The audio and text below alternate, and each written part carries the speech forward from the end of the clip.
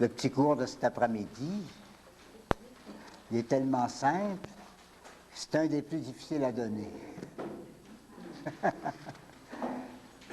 Pas parce que c'est difficile à apprendre, mais remarquez bien, dans plusieurs cours, c'est ça qui va arriver.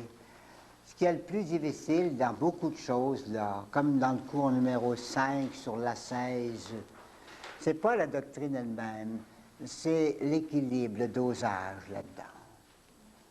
On pourrait donner une chose, puis les gens vont exagérer, vont partir de travers, ou bien ils n'auront pas compris ce que c'est, malgré que ce soit tellement simple. Alors, je vais essayer de simplifier. Maintenant, cette matière-là, le petit cours d'après-midi, je ne peux pas vous donner une formation complète là-dessus. Ça suppose que vous ferez des exercices particuliers, que vous essayerez de mettre ça en pratique, parce que ça prendrait un an, rien que pour ce petit cours-là. Les exercices de vie spirituelle ordinaire, c'est ça, hein?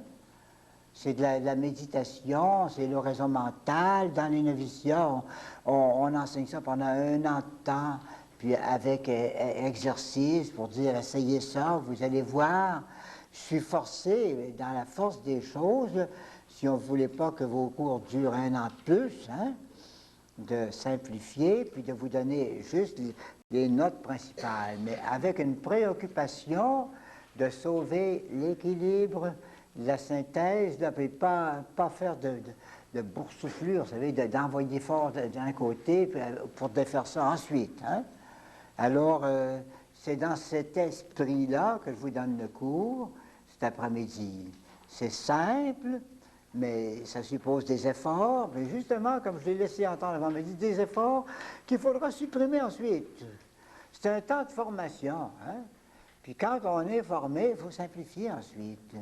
Il ne faudrait pas penser qu'il faut développer ça tout le temps jusqu'au bout de sa vie spirituelle.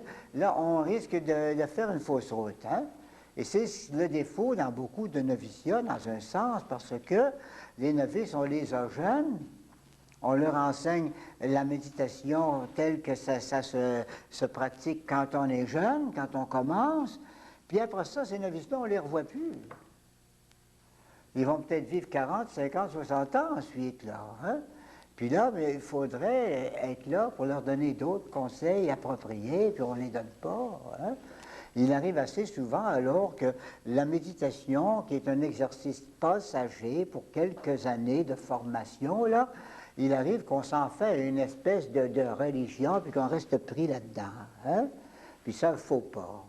Et c'est pour ça que je vais vous donner le cours avec la liberté d'expression qui caractérisait Sainte Thérèse d'Avila, tellement fine de ce côté-là. Parlons pas de Saint Jean de la Croix, il n'a pas parlé de ça.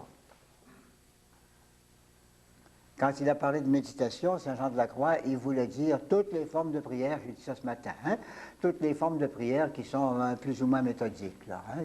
Il appelle ça des discours, prière discursive au sens large.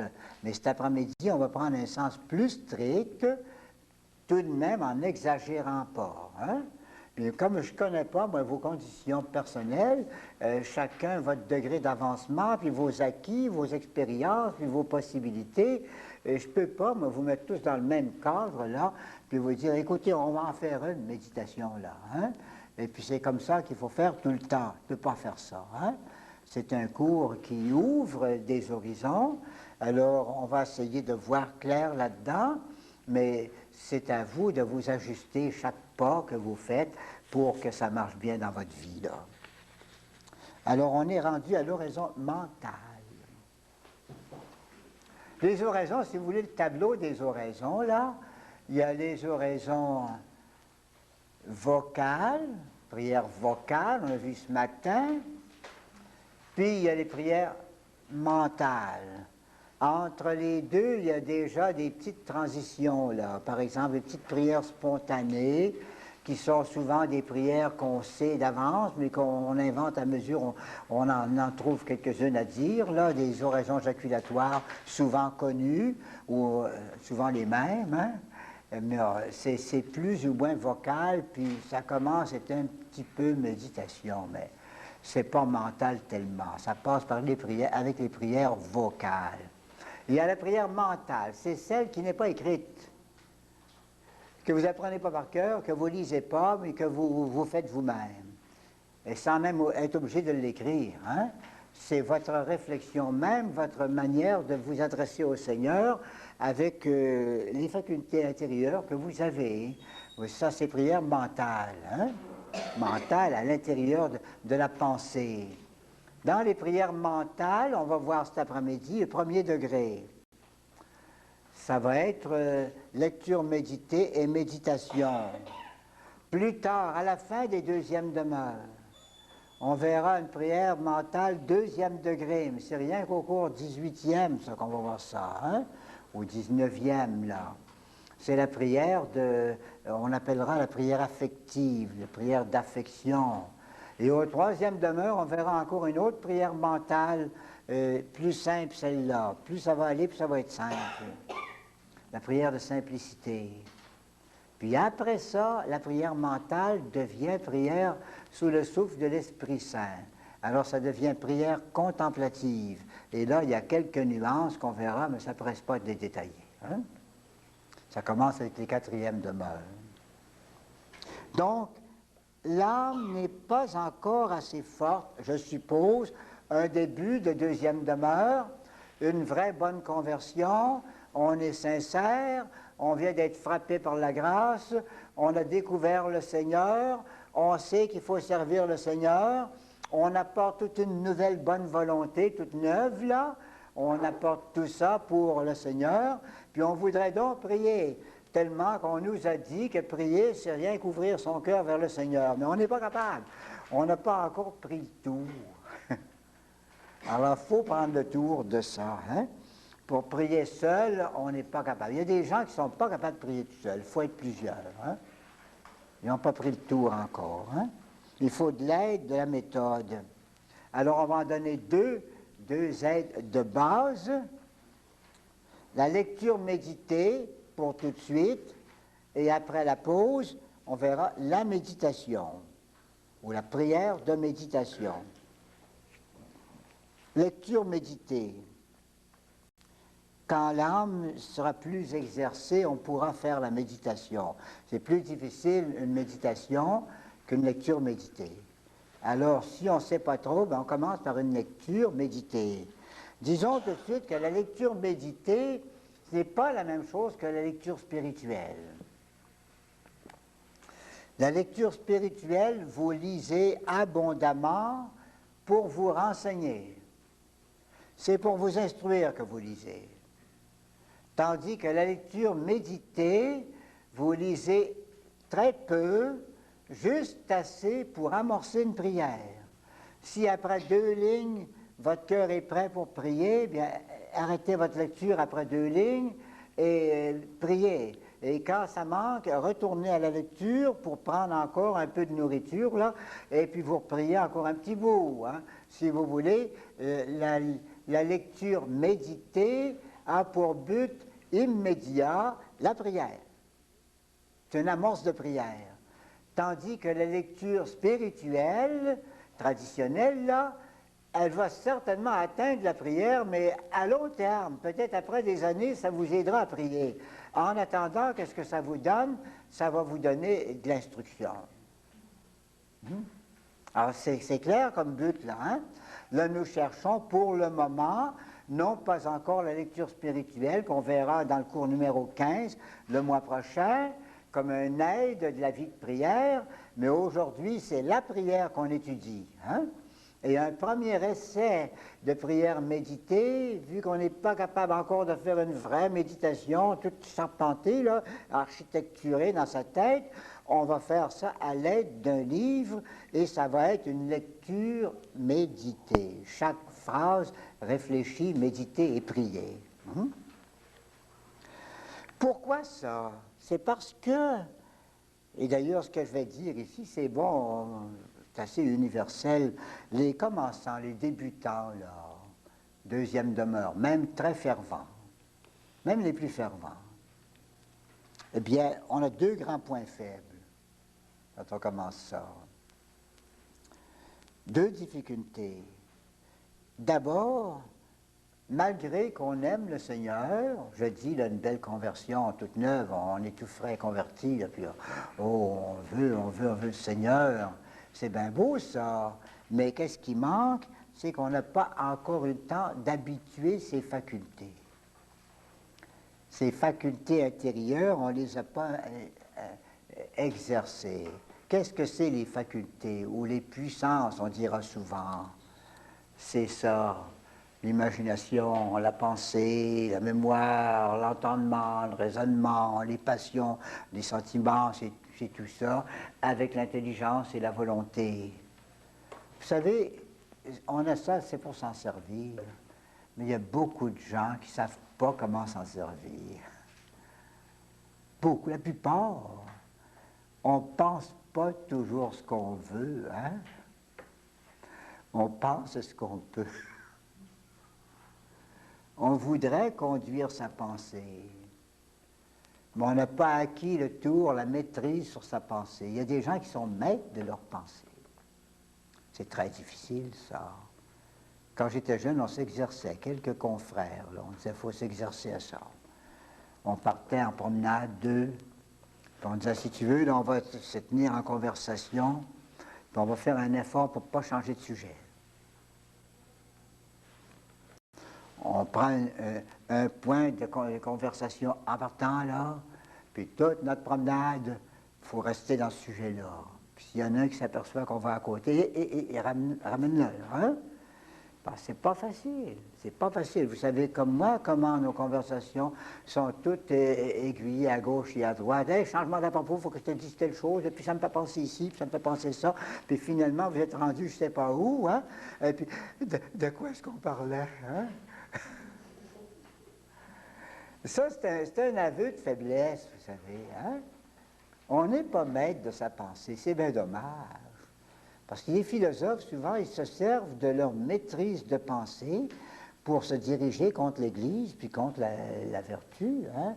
Les philosophes, se sont exercés, puis ils savent filer leur idée, la passer, leur idée, la développer. Alors ça, c'est une difficulté. Alors, si vous voulez, il ne faut pas attendre d'être philosophe pour prier. On dit, en attendant d'être capable de mener moi-même ma pensée, je vais prendre un livre. Le livre, c'est penser d'avance. Hein? Ça va m'aider. Bon, une première faiblesse qu'on a, ça, hein? C'est qu'on a de la misère à mettre en activité ses facultés. La deuxième difficulté des commençants, puis ça peut durer longtemps, espérons que non, mais on manque de doctrine. On veut parler au bon Dieu, mais on ne sait pas quoi lui dire, on ne sait pas. On revient toujours au même petit rond, là. Hein? Donne-moi des grâces, Seigneur, j'ai besoin de ta grâce, Seigneur. Qu'est-ce que je vais faire si je n'ai pas ta grâce, Seigneur, puis ainsi de suite. Et puis on est toujours dans le même petit rond, là. Puis c'est pas intéressant, ça. Quand on parle à quelqu'un, il faudrait le connaître. Puis on aimerait ça, le connaître. Puis lui parler de choses qui lui appartiennent.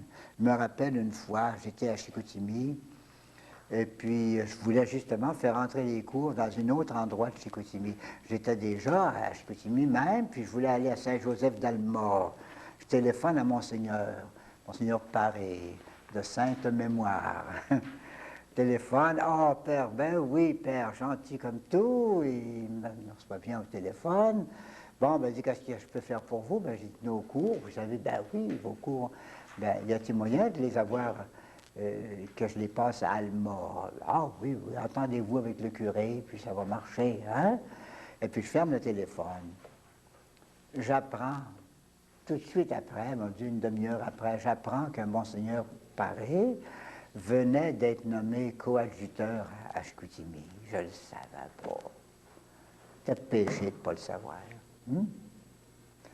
Si je l'avais su, là, hein, vous comprenez, hein? Monseigneur, d'abord nos hommages, ça me fait plaisir de vous féliciter, tout le monde est content. Ah, ben, ça ouvre le cœur, ça, hein? Puis qu'est-ce qu'on peut faire pour vous, hein?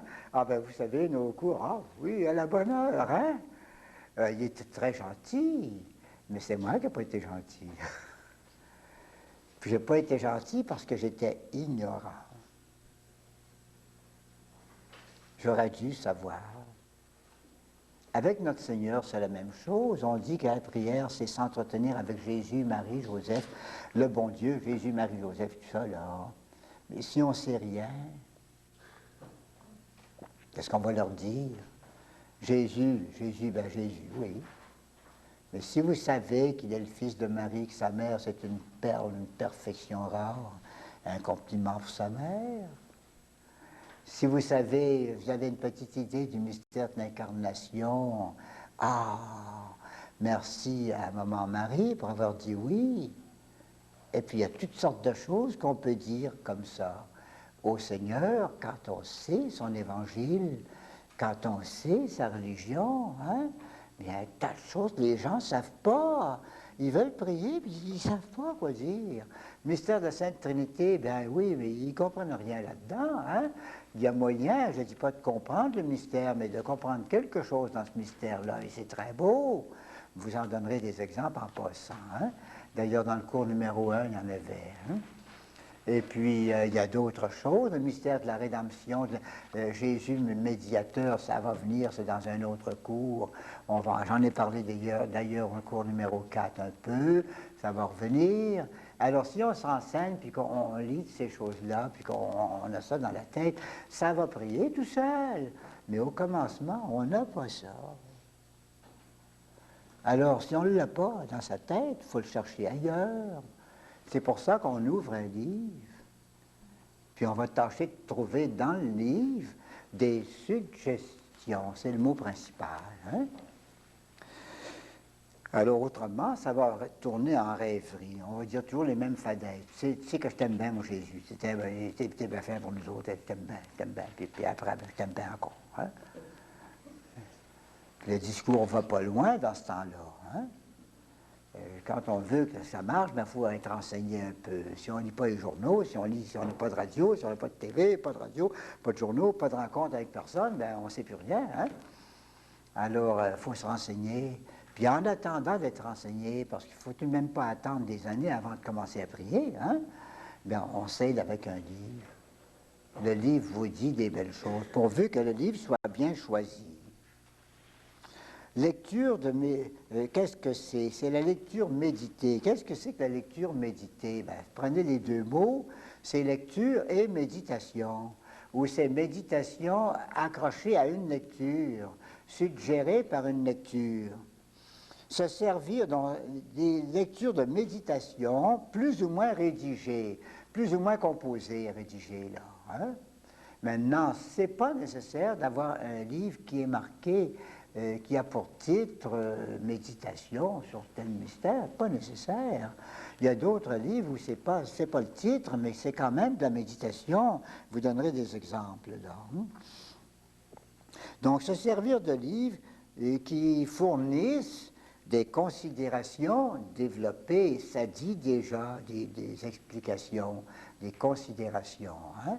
Considère, ô mon âme, tel aspect du mystère de Jésus, c'est dans le livre. Hein?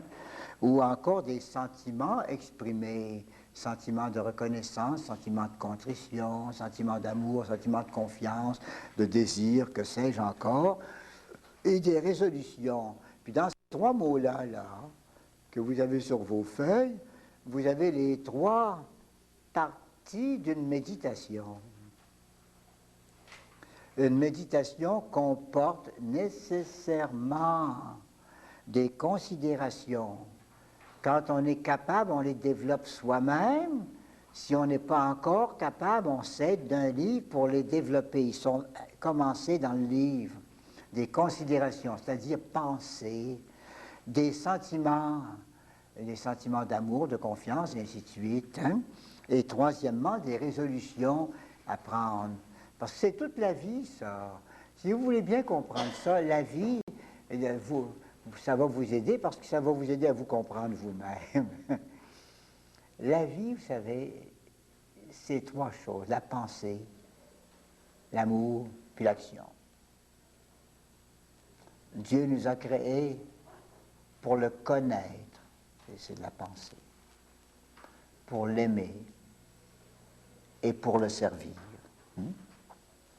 Alors, il faut apprendre à penser, à connaître le Seigneur. Et dans sa prière, c'est le meilleur temps pour apprendre à connaître le Seigneur. Puis ce qu'on connaît de lui, on le lui dit en hommage ou en action de grâce, ou ainsi de suite. Puis il y a les sentiments aussi. Sentiments exprimés, donc sentiments d'amour, de reconnaissance, et puis la résolution. Une fois qu'on a fini de prier, il faudrait être capable de mettre ça en pratique. Seigneur, je t'ai dit que je t'aimais, mais aujourd'hui, je vais te le prouver, je vais te le montrer. J'ai justement quelqu'un là qui est difficile à endurer, puis je vais faire mon possible pour toi, Seigneur. Hein? Et ça, c'est une résolution. Voyez-vous, là, j'ai une difficulté, mon travail me pèse aujourd'hui, je n'ai pas envie de le faire, mais à cause de toi, c'est mon devoir, je dois le faire. Hein? Par amour pour toi, la résolution. La vie est faite de ça. Puis si on n'a pas ces trois choses-là dans sa vie spirituelle, quand même, on aura beaucoup de sentiments pieux, là. On est en l'air. On n'est pas solide. Du monde solide, ça revient nécessairement à ces trois choses-là. Bien penser, bien avoir de bons sentiments, et puis que ça passe en pratique. Hein? Alors, c'est des livres comme ça qu'on trouve. Ne cherchez pas ça. Ce n'est pas des livres d'histoire. Il ne faut pas choisir un livre parce que c'est instructif. Par exemple, ce n'est pas le temps d'aller prendre un « Je veux voir Dieu » pour méditer. Vous allez lire 3-4 pages avant de trouver une suggestion. Hein? C'est trop savant. Il y a d'autres livres comme ça qui sont bien trop savants. Une histoire de l'Église ou une vie des saints. Hey, vie des saints, tout le premier chapitre, ça ne vous aidera pas à prier. Ils vont vous dire, dans ce temps-là, là où naissait le curé d'Ars, le Seigneur avait fait cette nature-là exprès pour cet arbre qui devait fleurir. Il y a toutes sortes de beaux chapitres comme ça pour commencer. Hein? Alors, il y avait là, c'est les Blémures, le beau pays de Lyon, pays admirablement bien fait pour que pousse là cette plante de l'Église. Pas de la prière, ça, hein? C'est de la science, ou si vous voulez, de la littérature. Hein? Alors, il y a bien des pages comme ça qui ne vous aideront pas à prier. Pourquoi? Il ne faut pas prendre n'importe quel livre. Un livre d'histoire, ça ne marche pas du tout. Mais quelque chose, là, qui va être suggestif. Non, pas nécessairement non plus un livre pieux. Si vous n'êtes pas capable d'entrer dans ce sentiment de piété, là, il faut que ce soit votre piété à vous. Hein? Ou pas nécessairement parce que c'est un livre intéressant, que vous lisez ça comme un roman. C'est pas ça qu'on prend pour prier. C'est des livres suggestifs. Le mot est souligné, là. Hein? Qu'est-ce que ça veut dire suggestif? Je vais vous donner des exemples. Quelques phrases dans ce livre-là, ça vous porte à prier. Je prends Saint-Augustin, un livre éternel. C'était écrit vers l'année 350 ou 400, quelque chose, au 4e siècle, vers les 350, 60. Puis c'est encore, ça se lit encore tout le temps, c'est tous les jours. Puis vous trouvez ça dans toutes les librairies. Les Confessions de Saint-Augustin, un livre qui ne meurt pas. Saint-Augustin, ses confessions, il ne faut pas penser que c'est une série de péchés qu'il raconte. Hein? C'est pas ça du tout. Il veut dire, je me confesse, c'est-à-dire que je m'exprime, je témoigne de moi devant toi, Seigneur. C'est ça que ça veut dire.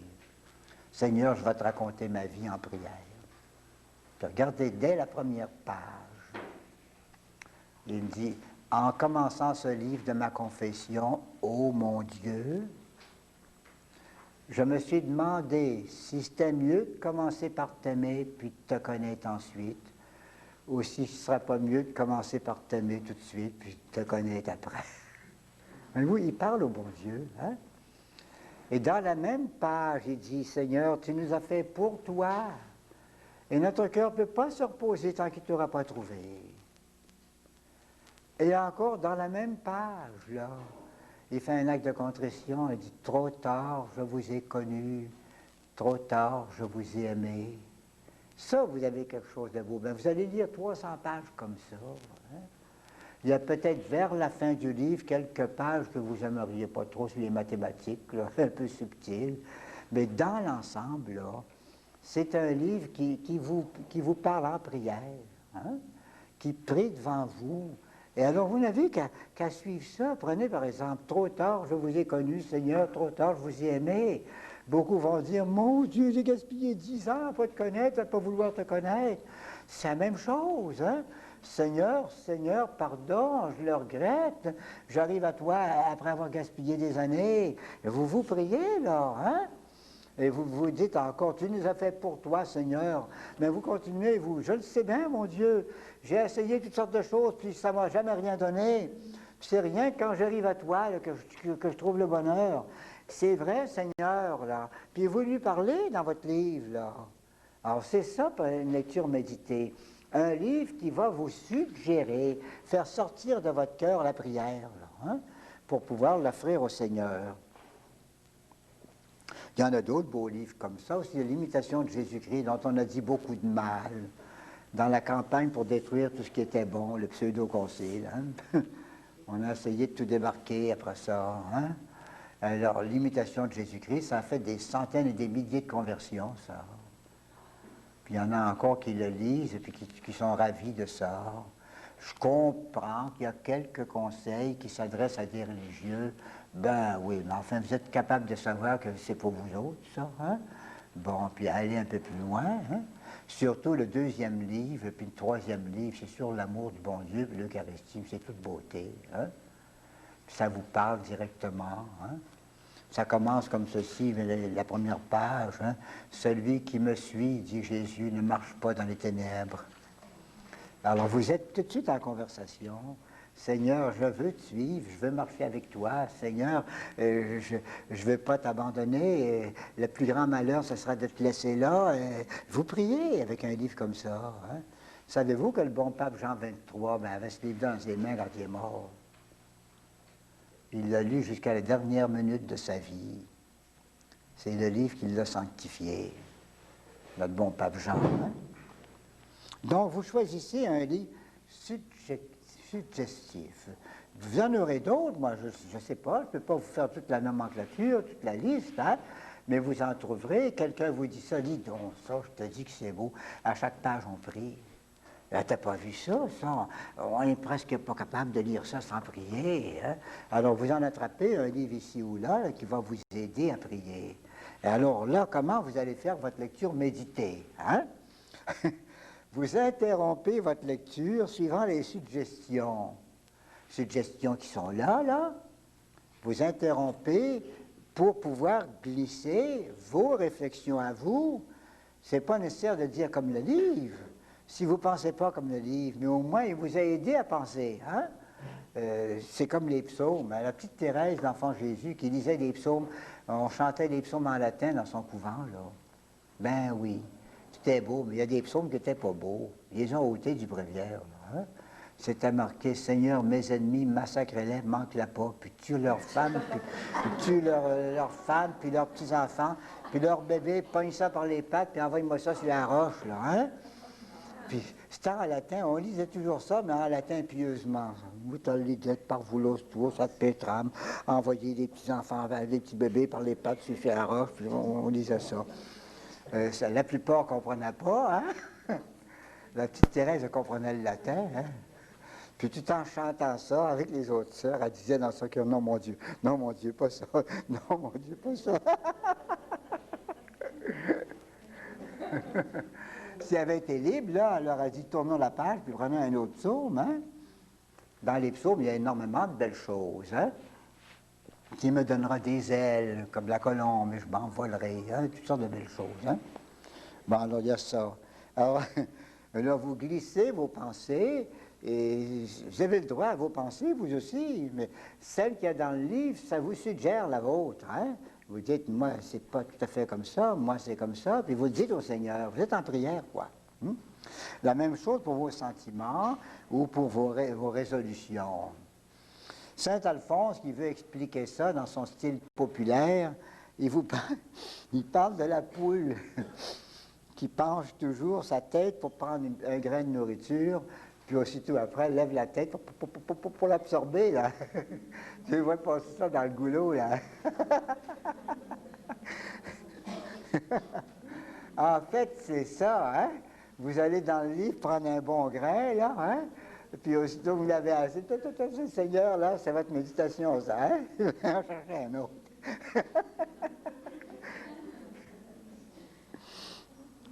Il y avait un petit gars il m'arrive un jour, c'était à Victoriaville, ça, il y a déjà plusieurs années. Oh là là, on va tout mouiller, ça. Oups, qu'est-ce qu'on fait?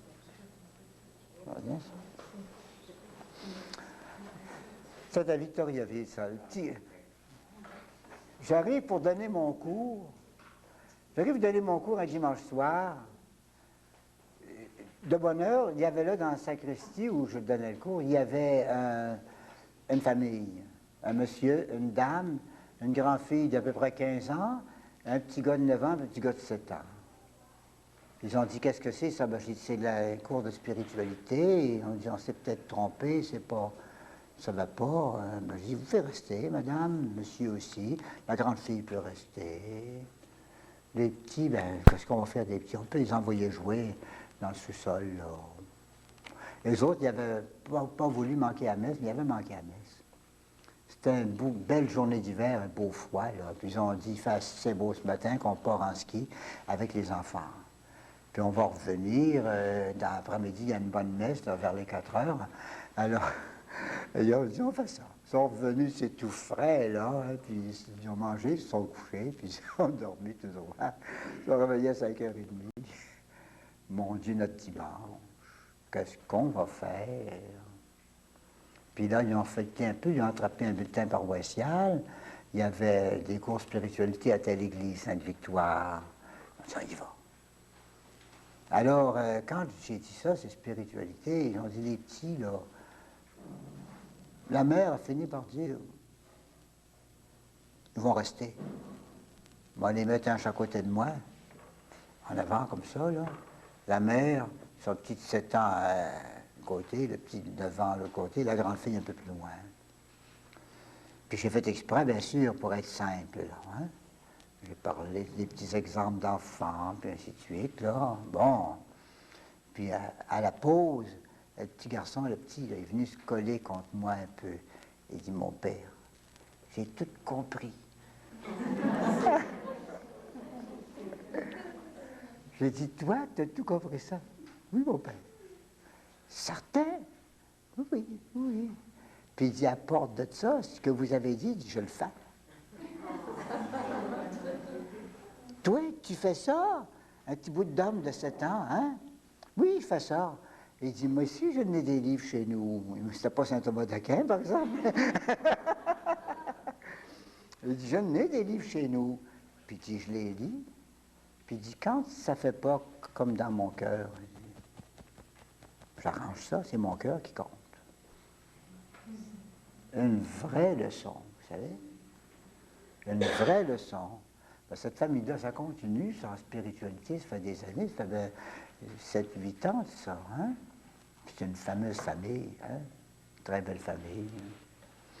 Alors, voyez-vous, c'est faisable. Et Sainte Thérèse disait que c'est une formule idéale pour les novices.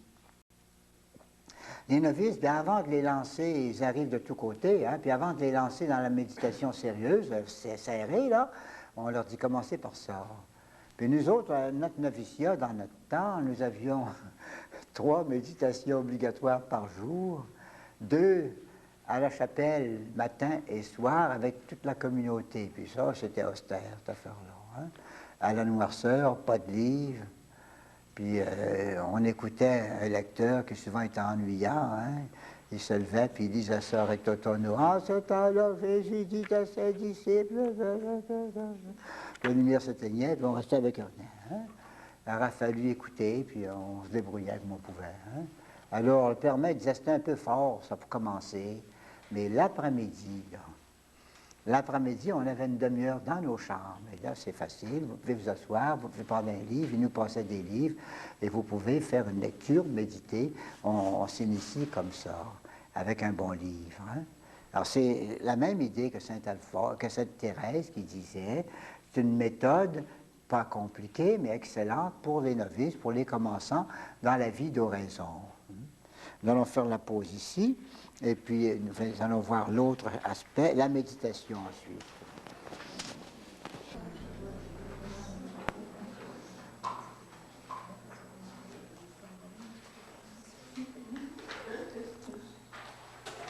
La méditation.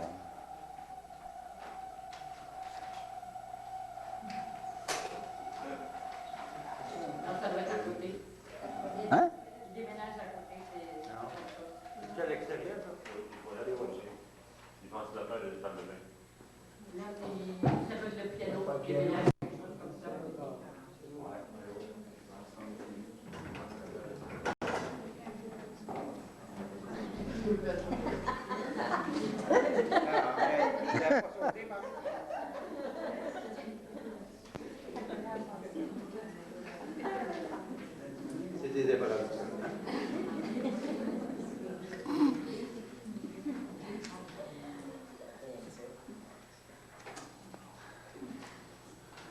La méditation.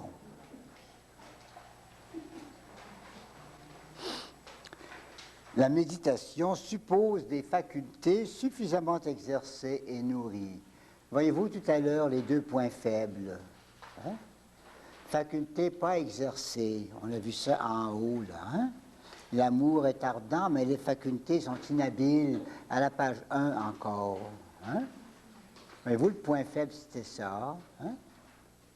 Bon, ici, ça suppose qu'on a dominé ce point faible-là, qu'on est capable maintenant un peu plus de conduire sa pensée, sa réflexion. Donc, ça suppose donc des facultés suffisamment exercées et nourries. Nourries, c'était manque de nourriture, manque de doctrine, numéro 2, plus haut là. Hein? Maintenant, je suppose qu'avec le temps, on a lu, on a fait des lectures méditées, on a avancé un peu, et surtout on a fréquenté l'Évangile, beaucoup, beaucoup, beaucoup. Alors on est plus nourri qu'on était. Et pour faire une vraie méditation, je le disais tout à l'heure, c'est l'envers, l'endos de ce que je disais tout à l'heure.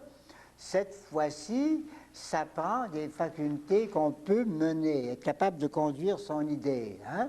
Et deuxièmement, des facultés suffisamment nourries, c'est-à-dire qu'on ait assez de notions sur Jésus, son mystère, son évangile, pour pouvoir nous en entretenir avec lui.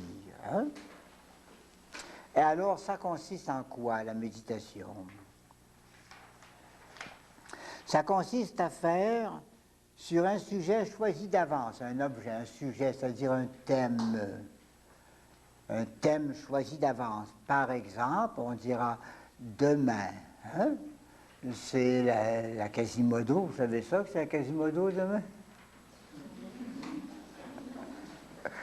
De deux mots latins par lesquels l'office commençait autrefois. Quasimodo, modo geniti infanti, comme des tout petits enfants nouveau-nés. Hein? Et quasi, c'est comme, puis modo, ça veut dire tout neuf là. Hein? Alors, c'est ce dimanche-là, c'est parce que le dimanche après Pâques, c'était là que les nouveaux baptisés arrivaient tout en blanc. Hein? Puis on fêtait leur baptême, on avait fêté le Christ, puis là on fêtait le baptême des nouveaux chrétiens, c'était beau, c'était une belle fête, c'était une fête en blanc. Hein? Puis on disait, vous êtes blancs, vous êtes purs, c'est comme la robe du baptême, comme des nouveaux baptisés, là. Hein?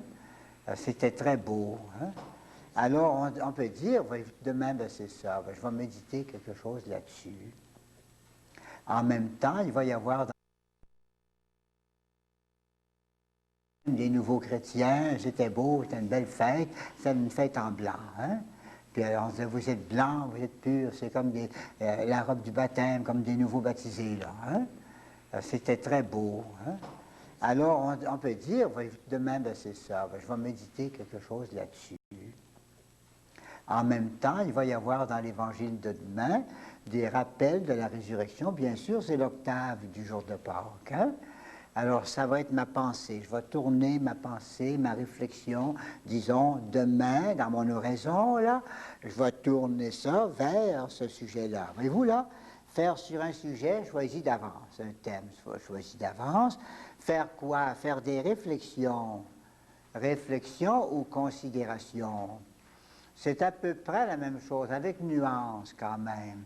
Quand on dit réflexion, on parle davantage d'entendement. Hein?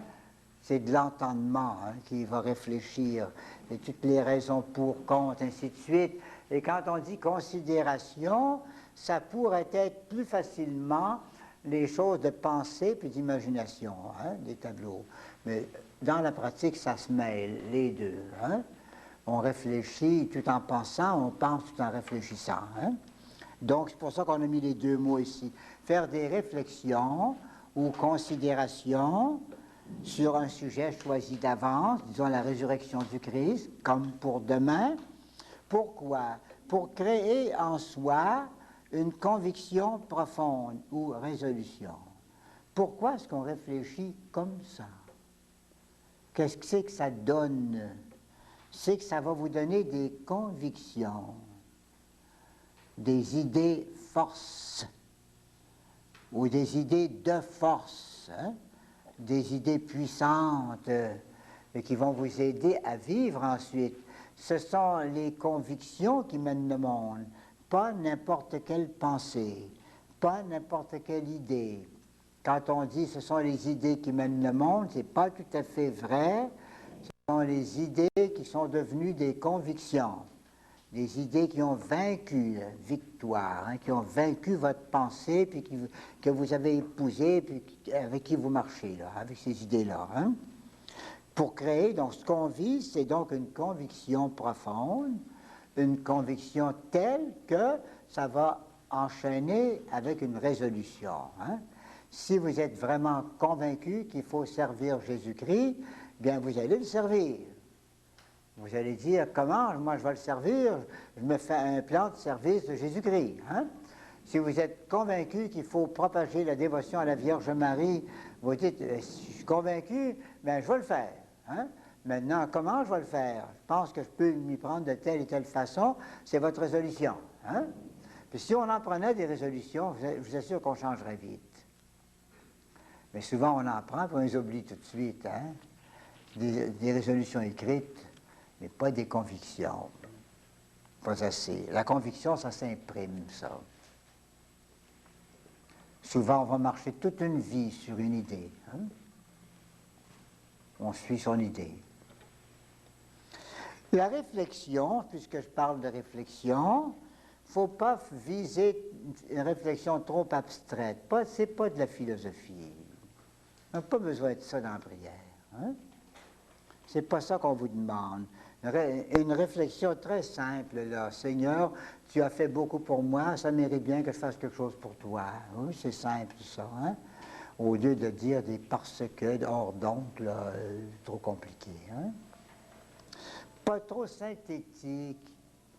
C'est-à-dire, cherchez pas à faire un tout, une grande synthèse à chaque fois. Hein? C'est pas nécessaire d'en venir à ça, là. Pas trop varié, je veux dire ici, pas papillonner sur toutes sortes de sujets. En pratique, la meilleure méthode, c'est de suivre l'Église.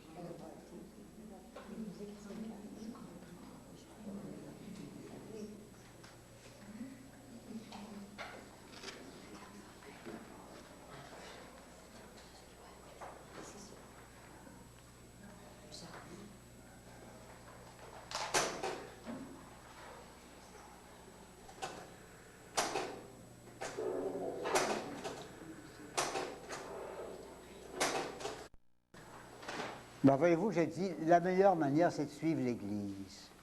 L'Église, elle ne papillonne pas. Vous remarquez, par exemple, que tout l'avant, tout le mois de décembre, là, puis une partie du mois de janvier, c'est toujours le mystère de l'Incarnation. Alors, si on suit bien son prière en Église ou son missel, là, on va avoir de quoi méditer sans papillonner. Ça revient à la même chose, mais avec des nuances, hein, des points nouveaux, là, mais c'est toujours dans le même thème, dans le même sujet, ou à peu près, pendant un mois et demi, là. Hein. Après ça, ça n'a pas été long qu'on a pris l'autre thème, le thème du carême, là. Hein. C'est le mystère de la rédemption que l'Église nous fait méditer pendant 2 mois, hein, jusqu'à Pâques, là. Puis bientôt, là, on s'en va vers le mystère de la sanctification. Pâques, là, le témoignage, et puis là, tout va s'en aller vers le mystère de la Pentecôte et de la sanctification des âmes. Hein? Alors, si vous méditez sous la conduite de l'Église, j'insiste parce qu'on n'a peut-être pas fait ça assez. Hein? On avait des livres, puis on restait dans le même thème, par exemple, 10 jours de suite sur la mort, hein? Et puis après ça, 3 jours sur le jugement particulier. C'était de la théologie qu'on faisait, mais la meilleure manière, c'est de suivre l'Église, là. Puis à chaque fois, vous trouvez toujours dans votre prion des suggestions intéressantes, assez variées, puis pas trop papillonnantes, là. Des choses pour qu'il y ait une continuité, puis un approfondissement.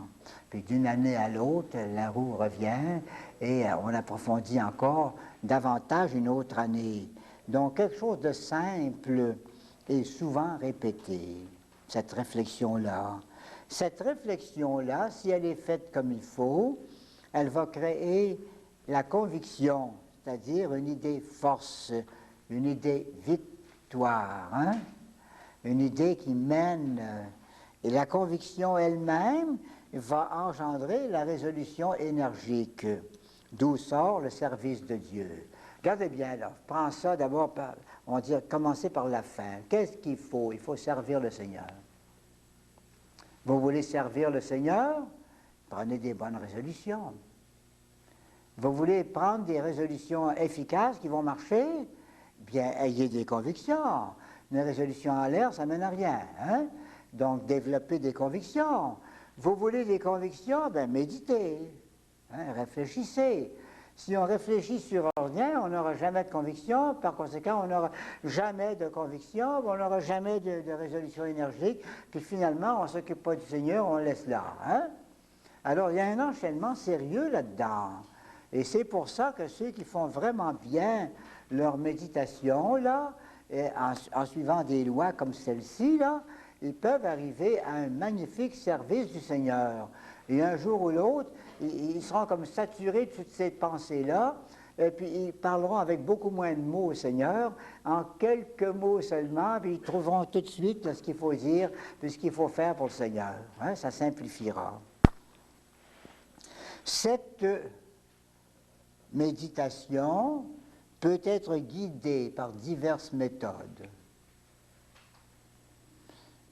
qui toutes comportent un prélude, un corps et une conclusion. On vous a passé, je crois tout à l'heure, une méthode composée par saint Alphonse, tirée des œuvres de saint Alphonse. Hein? C'est une méthode qui a fait ses preuves depuis au-delà de 200 ans. Hein? Une méthode, vous avez le petit feuillet. Hein? Ouais. Ouais. C'est-à-dire qu'ils vous disent comment faire, puis ils vous mettent... Faites attention tout de même, là. Il y a un tas d'actes, là, des actes de foi, d'espérance, tout ça, là. Et c'est pas nécessaire que tout ça vienne à chaque fois. C'est pas nécessaire non plus que dans votre méditation, vous fassiez venir ça dans ce plan-là. Hein?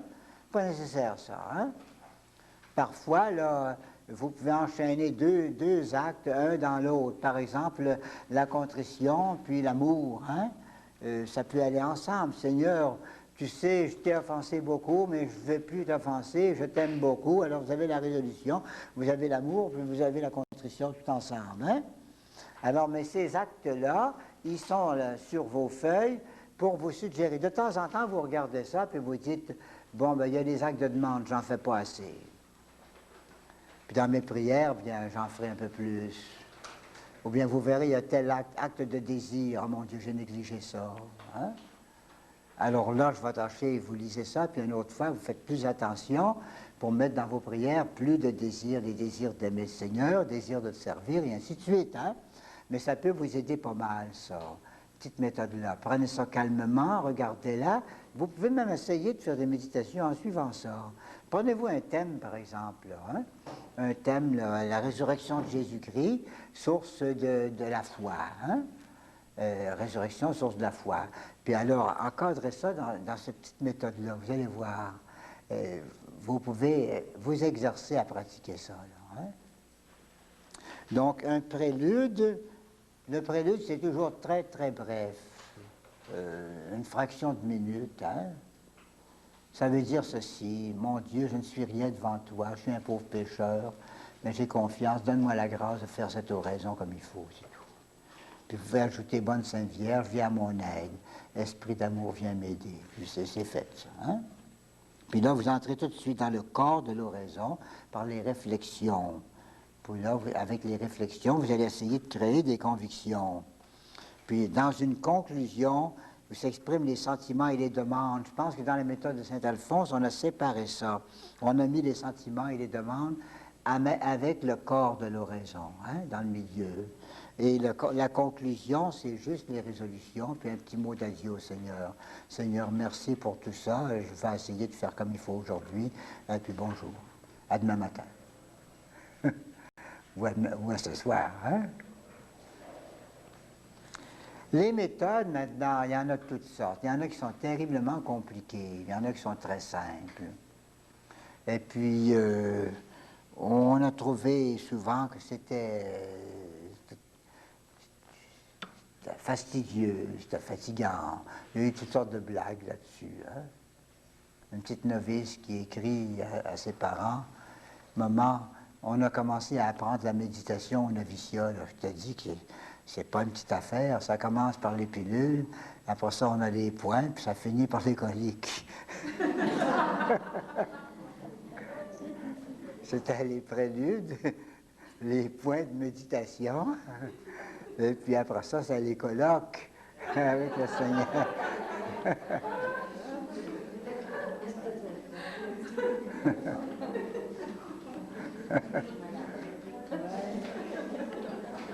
Ça, c'est quand on trouve les méditations trop compliquées. Il y en a de fait qui se...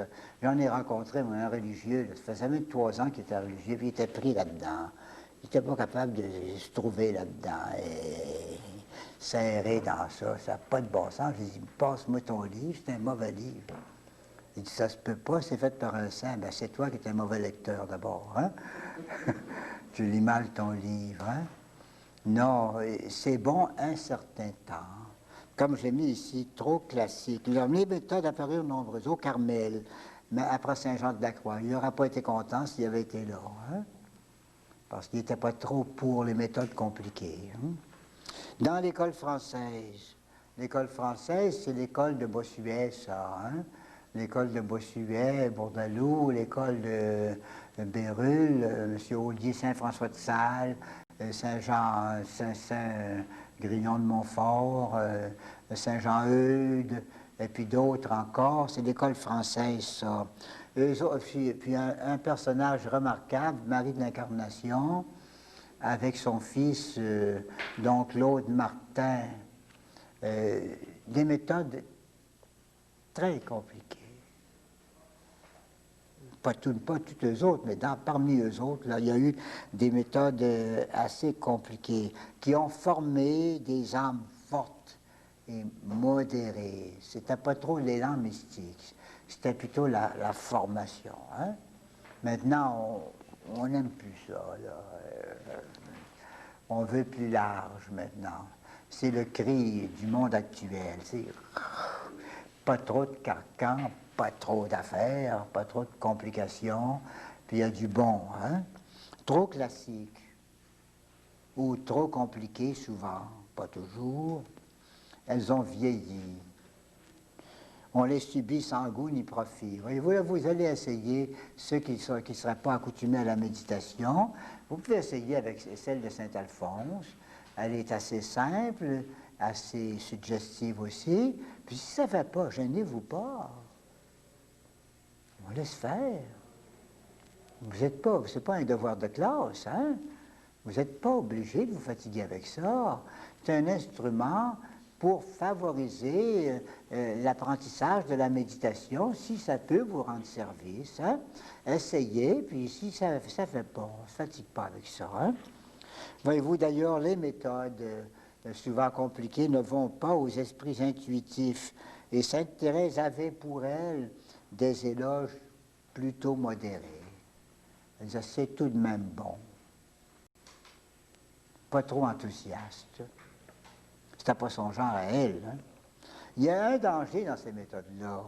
C'est le goût de la spéculation ou de la pensée serrée, là, hein, au détriment du commerce d'amitié. L'oraison, c'est un commerce d'amitié, c'est pas une étude. Hein. Alors, il y en a qui font de leur méditation une véritable étude. Ils veulent tout comprendre puis tout serrer, là. Hein. C'est pas l'idée du tout de Sainte-Thérèse, ça. On vous suggère ça comme instrument de formation à la prière. Hein. L'important, dit Sainte-Thérèse, ce n'est pas de penser beaucoup, mais c'est d'aimer beaucoup. Et l'oraison, en somme, là, c'est une affaire d'amour, beaucoup plus qu'une affaire d'étude. Malheureusement, ce qui est arrivé souvent dans les méthodes, et particulièrement dans les communautés, surtout quand on faisait l'oraison à la noirceur, vieux système, là. Hein? Ce qui est arrivé souvent, c'est que les sujets qui étaient là n'avaient pas de lumière, pas de livre, ils n'avaient pas l'heure, alors ils ne savaient pas où ils en étaient, ils essayaient un certain temps de réfléchir, de tourner des idées pour tâcher de trouver du neuf, puis tout à coup, on frappait, c'était fini. Il n'avait pas eu le temps d'aimer le bon Dieu. Il avait eu le temps d'essayer de réfléchir, donc il se compliquait l'affaire. Quand on a chacun son livre, c'est moins pire. Hein? On peut voir un peu plus, on voit clair d'abord, puis on peut voir un peu plus à mêler là, la réflexion avec l'amour, puis la conversation d'amour. Hein? La perfection de la méditation, c'est une perfection relative, c'est-à-dire pas absolue. Pas une perfection absolue. Sainte Thérèse l'appelle, une chance, c'est elle qui a dit ça, je me ferai battre par certains que je connais, pas vous autres, mais d'autres. Là. C'est une eau qui coule par terre, dit-elle. On ne la goûte même plus à la source. Vous savez la différence entre l'eau qui coule sur la terre puis l'eau qui coule sur la roche, hein? C'est pas pareil, hein? Allez pas boire l'eau dans les petites rigoles au milieu du char, là, hein? Coule par terre, ça, hein? Bon... Elle rencontre forcément de la fange sur sa route. On voit bien ça, on la met dans un verre, et puis à la fin, ça laisse toutes sortes de dépôts dans le verre, ça gaspille un verre même souvent. Hein? Elle n'est donc plus aussi pure ni aussi limpide. Sainte Thérèse, en branlant la tête un peu, elle dit « un bon commencement tout de même ». Sainte Thérèse craint que la méditation trop méthodique, là, faisons attention aux mots, là, ne retiennent les âmes dans l'activité intellectuelle propre. Et je peux vous citer un cas. C'est dommage, c'était une religieuse. Elle s'est reprise plus tard. Hein. Elle était très intellectuelle, elle faisait la classe, une grande classe d'élèves. Hein. Eh bien, elle en était venue à ce point que ces méditations de règles-là, c'était plus des prières, c'était des exercices de préparation pour ses classes. Alors, au lieu d'aller prier, elle allait préparer sa classe. Qu'est-ce que je vais dire aux élèves? Comment est-ce que je vais expliquer ça? Ainsi de suite. Il y avait un travail de réflexion, c'est sûr. Il y avait une méditation au sens étymologique du mot, ça méditait vraiment, mais il n'y avait pas de prière. Et elle l'a regretté. Moi, je la connaissais, je savais qu'elle était très mûre si elle avait voulu. Là. Elle était mûre pour les troisièmes demeures, les quatrièmes. Elle s'est retardée de 10 ans à s'entêter à faire de sa méditation quelque chose de trop intellectuel. Elle s'est retardée beaucoup, beaucoup. Plus tard, elle l'a payé cher. Hein. Ça lui a coûté bien cher d'épreuves et de souffrances intérieures. Enfin, elle a passé au travers. Puis ça va bien. Hein. Conclusion. La méditation, c'est un bon moyen. Mais c'est un moyen qu'il faut dépasser à un moment ou l'autre, quand ça sera le temps. Je vous dirai dans d'autres cours, quand est-ce qu'on dépasse ça. En attendant, je vous dis, méditez. Mais forcez pas sur l'intellectuel. Plus tard, vous le direz quand sera le temps de lâcher. Il vous faut dépasser pour arriver au but. J'ai mon petit proverbe, là, moi. Hein? Moi, je dis là-dessus, comme sur d'autres choses, je dis, tant que ça sert, on s'en sert. Puis quand ça ne sert pas, on les sert.